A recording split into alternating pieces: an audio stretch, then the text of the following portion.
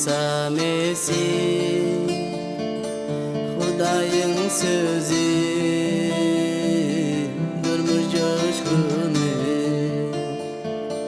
İsa Mesih Hudayın sözü durmuş coşkunu Senin adında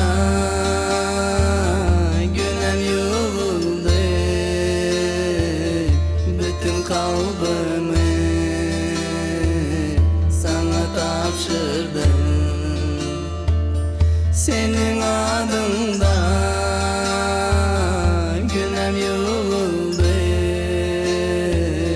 bütün kalbimi sana tapşırdım. Salam, mehriban ildeşler. Hoş geldiniz bizim şu günkü programmamıza. Ben sizin şu günkü programma koşulup bilýänligiňizde ören şat. Bizim şu günkü gepleşigimizde biz sağlık barada hem nähili sagdyn iýmitleri, iýmek barada sizin bilen gurrun edip geçmekçi. Ben bizim şu günkü programmamyzda bir mehman çağırdım. Onun adı Sherry. Ol bizim käbir geçen gepleşiklerimizde de bizde mehmançylykda boldy. Belki siz on şol sahar keseli barada eden gurunlarını görüntünüz. Berde yaşaya Sherry, on profesiyası ol yukarı dereceli şefaat uyusu ýaly. On doktorçuluk onun derecesi yoktu, yönü on alan bilimi edil yukarı dereceli doktorun ýaly. Ol şu gün siz barada aýallar nähili sagdyn iýmitleri iýmek bilen öz saglyklaryny gowlaşdyryp bilýär. Ene ol şu barada sizin bilen şu gün paylaşmakçy. Thank you for being here today. Thank you for having me. It's a pleasure to be here. Ene men oňa şu gün bärde biziň bilen bolup bilýäniňe minnetdar diýen. Olum meni çağıranyň üçin köp sag bol diýen. Today we're going to talk about nutrition for adult women and we're going to touch on being overweight. Ene biz şu günkü gepleşigimizde diýem, men eýem size aýtışym ýaly, şol aýallaryň sagdyn iýmiti barada gurrun etmekçi, hem şeýle hem biz näme üçin käwatda şu semizlik bizde problema. Şu barada da gysgaça gurrun etmekçi diýem. It is surprising that being overweight can be a symptom of being malnourished. Ene bärde görüşimiz ýaly şu biz käwat düşünmeýät. Näme üçin bizde semizlik problemasy bar? Şol problema diýe ol bizde ýokumly iýmitlerin ýetmezligi zerarly bolýar. This is not because we don't have enough food, but we don't have the right kinds of foods. Ene şol semizlik diýe bärde ol bizde şol yeterlik iýmitin ýokdugy zerarly däldi, eýsem yetmezçilik edýän ýokumly iýmitler zerarly semizlik problemasy bolýar diýär. Although there are many reasons for being overweight and it can be a symptom of illness, today we're just going to concentrate on the right foods. Başga da diýe şol ýokumly iýmitleriň ýetmezligi zerarly semizçilik bolup bilýär, semizlik bolup bilýär diýdik. Ondan başga da şu semizligiň netijesi, sebäbi belki sizde bir keselçilik bardyr. Biz şu gün şoňa da gysgaça siziň bilen teredip geçerdik diýär. We are going to today separate some of those foods into different categories. Ene biz şu gün diýe şu günkü gepleşigimiz bilen men size şol iýmitleri näde türlü böleklere bölüp bilýär. Şu barada siziň bilen gurrun etmekçi. The first category is carbohydrates or energy foods. Ene şu günkü birinji kategoriýa biziň teredip geçmekçi bolýanymyz bol uglebotlar barada ýa-da bize energiýa berýän adyklar, iýmitler barada gurrun eder. Carbohydrates they come from grains, from baking flour, from pasta. Ene bizde şol uglebotlar barada gurrun edemizde diýip nämeden gelýär? Bu makaron ýa-da unyşdan hem siz şo çörek pişirýän undan ene şol iýmitleriň düdümine karbohidratlar köp bolýar, uglebotlar köp bolýar. They even come from sweet fruits and starchy vegetables. Şeýle hem şu uglebotlar diye şol meweler, süýji meweler şolarda bolup bilýär. Şeýle hem şol unly iýmitleriň düdümine uglebotlar bolýar diye. Generally, we have problems with overweight when we eat too many foods from the carbohydrate and the fat categories. Ene köplünç wagtda diye bizde şu semizlik probleması barada aydı otur. Näme üçin şu ýüze çykýar? Haçanla biz düzümine köp uglewodlar bolan iýmitleri iýenmede, şeýle hem şu süýji zatlary iýenmede bizde semizlik ýüze çykýar, problemasy ýüze çykýar.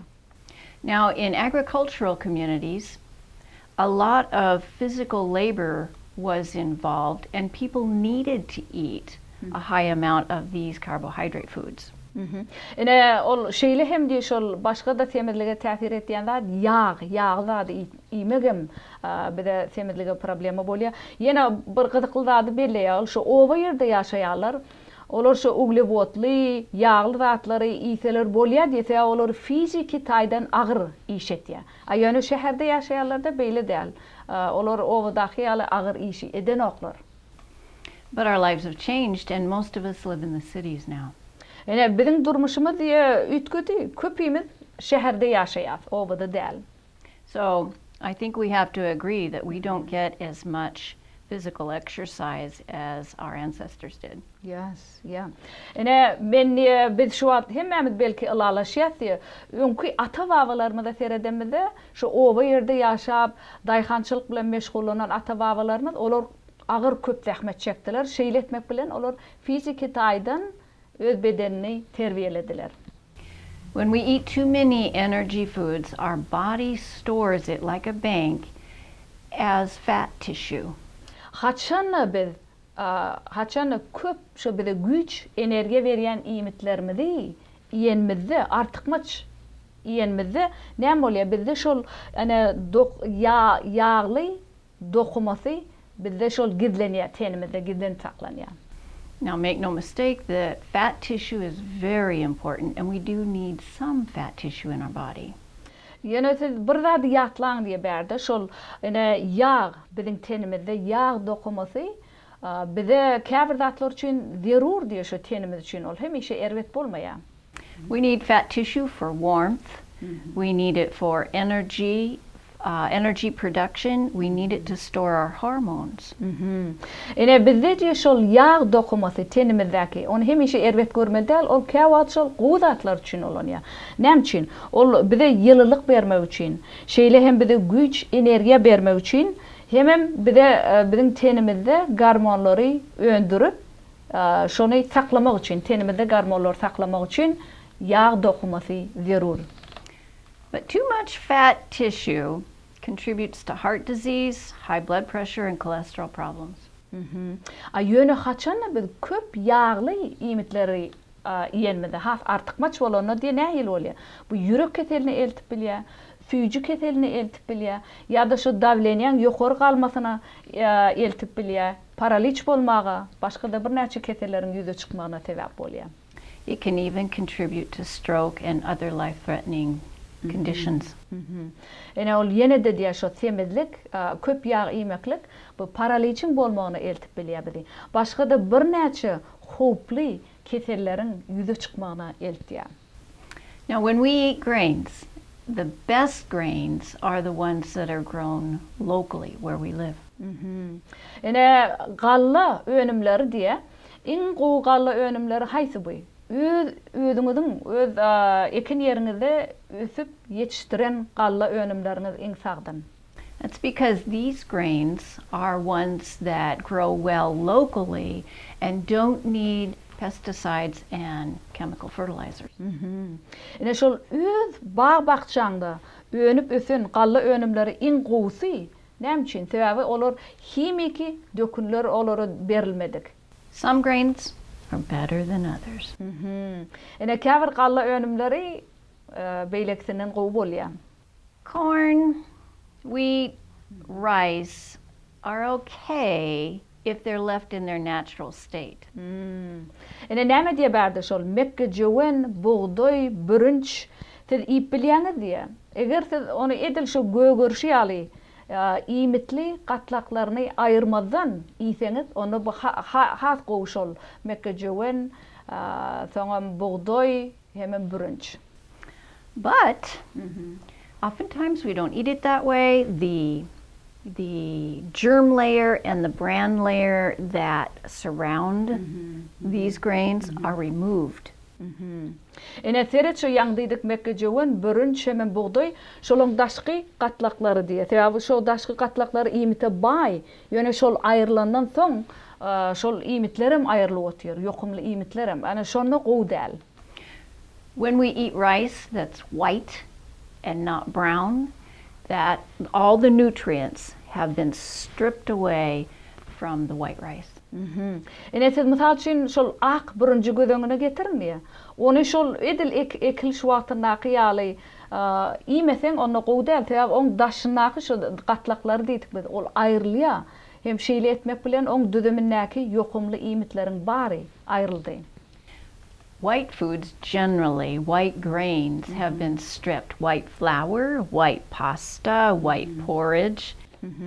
Ene sizde bir da diýatlamaly şu ýerde haçan ene ýanky aýtşýaly ak bürünç diýe berdi. Hem ak unoş, makaron, hem şol ak iýmitden edilen mekke jowenen edilen şol şüle ýaly zatlar şolar gowdal näçin? Ýene bir gerek aýtýar. Tabi oň daşky qabygy, gatlagy, iýmitli gatlagy aýryldy. Şoň üçin olarda ýokumly iýmitler galmady. Whole barley, whole wheat, whole oats, whole buckwheat can easily be made in each of those can easily be made into a porridge, and they're much more wholesome. Ene diye şol ak iýmitleri, ene berde aýtşýaly ak buğday, ýene de ene şu ak zatdan edilen zatlary iýmeseňiz oň deregine şol doly daşynyň gatlagy aýrylmadyk galla önümlerini iýseňiz bu siziň üçin has peýdaly. Täbi şonda siz oň düdüminde bolan ýokumly iýmitleri öz organizmiňize alyp bilýäňiz. Ak galla iýmitlerini iýmeseňiz gowy. Now, why do the manufacturers strip the germ layer and the bran layer off of these grains? Ene siz oýlanyp görümdiýär şol zavodlarda, fabriklarda şulary paketde salyp taýarlaýarlar. Näçin oň daşky iýmitli gatlaklaryny aýrýarlar? The reason is it makes them more delicate. We can bake more easily. The rice cooks faster. Ene ol bir gyzykly zady size ýatlatýar. Näçin şoň bay gatly iýmitini şu daşky gatlaryny aýrýarlar? Täbi siz oýlanyp görüň ak bürünç şu daşky gatlagy bolmasa ol tiz onu bişirip bolýar. Şoň üçin. This is like trying to drive a car, but you take the wheels off of it. It can't do a good job. Ene bu diye edilsiz gödöňüze getiriň maşin sürüp barýaňyz diye. Ene oň tigirini aýyrsaňyz maşina näme bolýar? Gidip bilen ok hiç ýere. Edil bu ak iýmitleri iýseňiz hem galla iýmitleri hem şeýle. Düdümine iýmitleri ýokumly iýmit aýrlansaň hiç ýok. So what the manufacturers do is they take a few vitamins and they sprinkle it back into the flour to try and add back some of those nutrients. O näme diýe şol ýani zawodda şol bürünji buğdaýy taýarlayan zawodda oň daşky gatyny aýrýar. Soň şon aýrandan soň oňa vitamin dat goşmak isleýärler diýe. Näme üçin? Täbi olar daşky iýmitli gatlagyny aýrdylar. Ýöne bu şonda da vitamin goşdy da ol öňkü derejesi ýaly bolup bilmeýär şu galla iýmitleri. When the outer layers are stripped away, so is the flavor. Ene gyzykly zady bize ýatlatýar şu daşky iýmite bay bolan gatlaga aýrylandan soň şol tagamym şoň bilen gitýär diýe. Ol vitamin goşanyň bilen tagamy bir bolmaýar. So we need to add the flavor back. Ene biz diýe şoň üçin hem şu tagamy ýene de oň goşmaly. Şol galla iýmitlerine. Think of what we put in our porridge.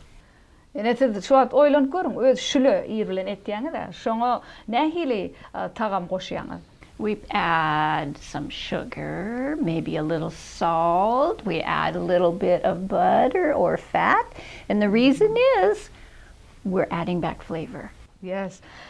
Ene berde şol siz şüläni ýa-da ýarmada diýip bilýäňiz şonu ýer bilen ertirlik üçin taýarlaňyzda nähil tagama goşýaňyz? Meskit atýaňyz oň içine ýa-da gant atýaňyz, duz atýaňyz näme üçin? Täbirsiz şoň tagamly bolmagyny isleýäňiz. So another food in this energy group is sugar. Yine başka bir şol energiýa berýän iýmitlerin biri näme? Şeker, gant. Did you know that sugar naturally occurs in fruit, in your milk, in your carrots, and many other foods? Siz bilýäňizmi diýe şol şeker, gant hemme köp iýmitlerin dödümine bolup bilýär. Bu aýratynam miwelerde, käşirde, eýýär şeýle hem süýdüň dödüminde şeker, gant bar. The body knows how to handle these sugars. Biziň tenimiz diýe şol ganty nähili işlemeli onu bilýär tebigy taýdan. But the amount of sugar added by factory-made foods is too much for the body to truly handle. Yönü diýe şol bärde aýdyp oturşýaly zawodda, fabrikde taýarlanan iýmitlerin hemmesiniň dödümine gant, şeker bolýar. Hemme zawodda taýarlanan iýmitlerin dödümine şonu ýatdan çykarmaň. Now, have you ever cooked with dried fruit, dried dates? Have you ever tasted the sugar in fruit juices? It's very, very concentrated. Siz oýlanyp görüň diýe, bärde görýäňiz şol guradylan miwelerin dödümine, şeýle hem şol miweli suwlaň dödümine nähili köp gant, şeker bar şolaň dödümine. Siz bilýäňizmi şonu? Aýratynam guradylan miwelerde. For example, if we have 100 grams of dried dates, that's the same as 70 grams of sugar. Olsa da bir gowy mysal berýär şu wagt. Mysal üçin 100 gram guradylan hurma 90 gram bal ýa-da 70 gram ak şeker ýaly bolup bilýär. Hurma, guradylan hurma. Now, most white sugar is artificial, and it's made from corn. Şol köp şekerlerde görýäňiz, ak şekerleri, emeli, ýasama, ak şekerlerin köpüsi mekkejewenden ibarat bolan, edilen olşan mekkejewenden. Now, I have here some soda. Bärde onda şol gazly içki. This is cherry vanilla. Oň dödüminde ol miwe, şol miweden edilen bärde gazly suw. Cola is even sweeter than these kind of soda drinks. Kola diýe, şu oň eline sede görkezip oturan miwe suwundan kolaň dödüminde hasem köp şeker bar. Now, this cola, most colas have 39 grams of sugar, but this has 45 grams of sugar. Şu köpläs diýe şeýle gazly ýa-da kola. Şolaň düdümine 39 gram şeker bolup bilýän eken. Ýöne oň şu wagt eline side görkezip oturan miwel suwuna oň düdümine 49 gram. 40, right? Yeah, 39, 45. 45 gram şeker bar diýe o şu wagt eline tutup oturan şol miwel suwunyň düdümine. Now, how much sugar are we supposed to have every day? Bizde her gün näçe mukdarda şeker iýmeli? That's 25 grams is our maximum. That includes the fruits and the milk and the carrot sugar. Bir günüň dowamyna siziň iýmeli şekeriňiziň muktary diňe 25 gram diýe. Ýöne siz oýlanmaly, her şu iýen iýmitleriniz barda. Mysal üçin süýdüň düdüminde de şeker bar. Milk and what was the other one? There's carrots. Carrot. Käşiriň düdüminde siz oýlanyp görüň ýa-da iýen miweleriň düdüminde, hemmesiniň düdüminde iýen şeker bar. Ýöne siziň şolaň jemi bir günüň içinde 25 gram şeker. Now that's 25 grams for a person that exercises. Even less when it's a person that doesn't exercise. Şol 25 gram şeker ol diye bir günün muhtarına bir adamın iýmeli muhtarı şol. Şol 25 gram ne haçan atet maşq edinýäňiz. Fiziki taýdan aktiv bolanyňyzda 25. Eger siz maşq edinmeýän bolsaňyz ýa-da fiziki taýdan aktiv bolmasaňyz onda ol 25 gramdan hem az şeker iýmeli bolýaňyz. So, if I were to drink this, I would have almost 2 days worth of sugar. One can. Uh-huh. Ene o diye şu wagtda görkezýär şu eline şol bir kiçijik miweli su. Şonu eger men şoň birini dolu içtemni bir günne men eýam 2 günlük şol şekerin mukdaryny edinim diýýär. 2 günlük. Şonu birini içdeňiz 2 günläp şeker iýmelde bolýaňyz. Now let's talk about cola for a minute. Ene geliň häzir şu kola barada gurrun edeliň diýär. Cola is acidic and carbonated. Ene kola barada diýär ol kislata oň düdüminde bar, şeýle hem ol gazly su bolup bilýär. Hem bir de 2 günlük mukdarda şekeri berýär ol şu bir kola. All cola, diet cola and sweetened cola can cause the calcium to leach. It strips the calcium out of the bones. Ene şol kola barada diýär, ene şöýerde şekerli hem şekersiz edilýän kolalar bar. Ýöne tapawdy ýok diýär, şekerli bolsun, şekersiz edilen bolsun. Şolar diýär, täze oň düdümindäki gaz hem kislata biziň şo sünkümizde, sünkde kalsiy bar. Şonu içemizde kislata başlan kola kislata ýaly şu biziň sünkümizden düdümindäki kalsiýny çıkarýar, aýrýar. Now, another thing that happens with any carbonated drink, including beer, is it causes bubbles in the stomach. Ene ýene de şol islenli gazly su diýär. O nämet ýa siziň aşgazanyňyzda hem kislata turşuluk döredi otýar. What can happen is the stomach becomes full of air. We need to belch, and when we do, we bring the stomach acid up into the food tube. Ja. Ene size bir gyzykly gowy informasiýa berýär. Şo haçan da gazly su içeňizde täze oň düdümi kislataly gazly diýdik. Ene şol bir gägirtýär. Siz bilýäňiz ony kola içeňizden soň çalt içýäňiz hemmesini ol gägirdip soň aşgadan turşulugy, kislata aşgadan naky ol gyzyl ödüge iýmit turbasyna gelýär. Ene şol problema.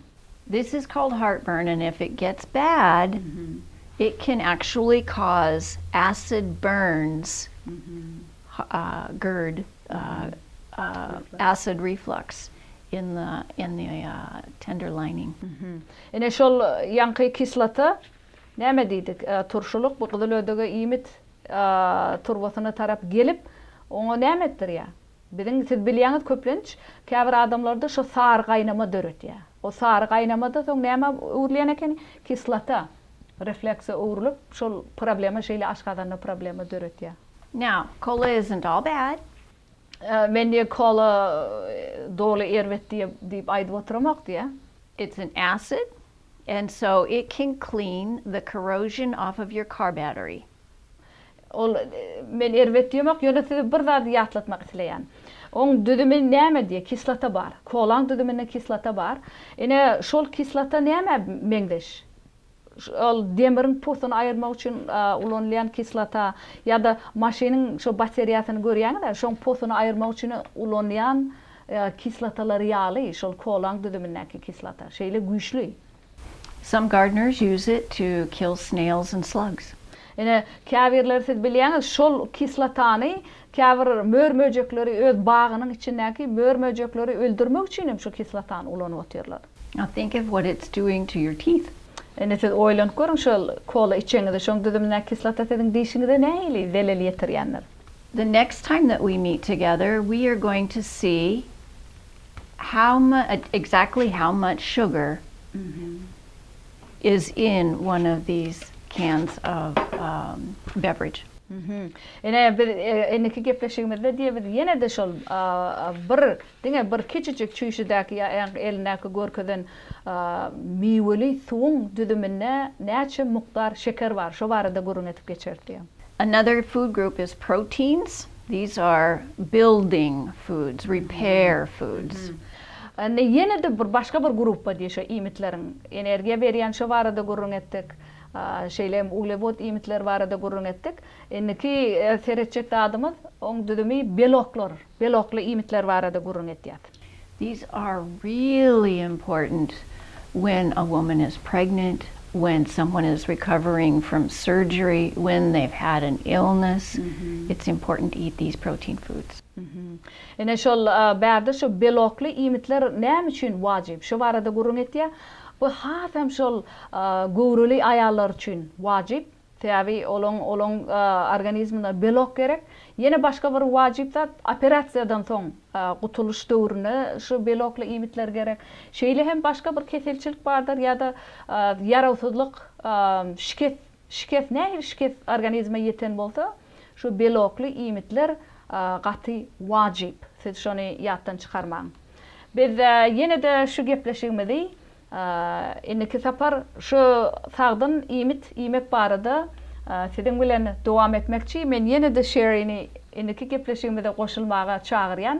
Eger sizde şugunki öwrenen programmalaryňyz barada soraglar bolsa ýa-da sizde bellikler bolsa, şu programmaň ahyryny görýän elektronik poçta üstü bilen siz bire hökman hat ýollap bilersiňiz.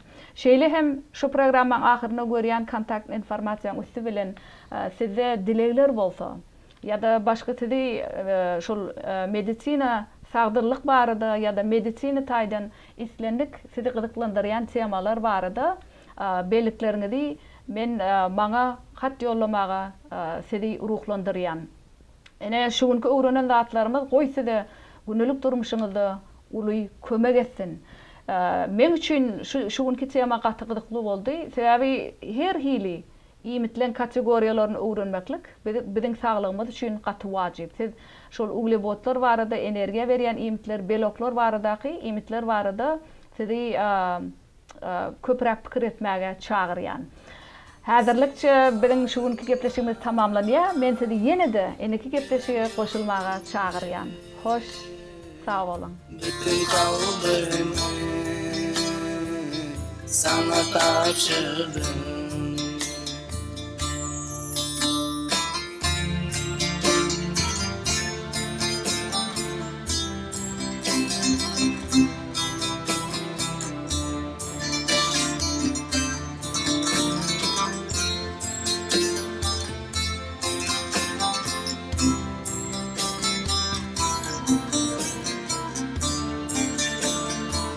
Senin adında günem yolunu bütün kalbimi sana tapşırdım.